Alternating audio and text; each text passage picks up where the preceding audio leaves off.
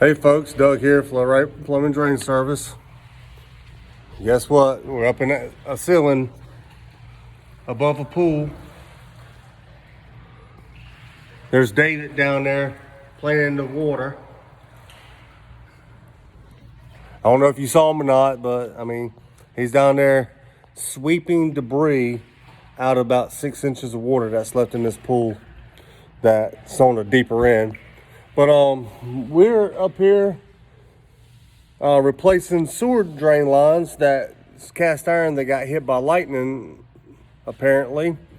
We'll have to post the pictures of the pipe shortly, but this is what we're doing today. We're up here in this ceiling above a pool replacing drain lines.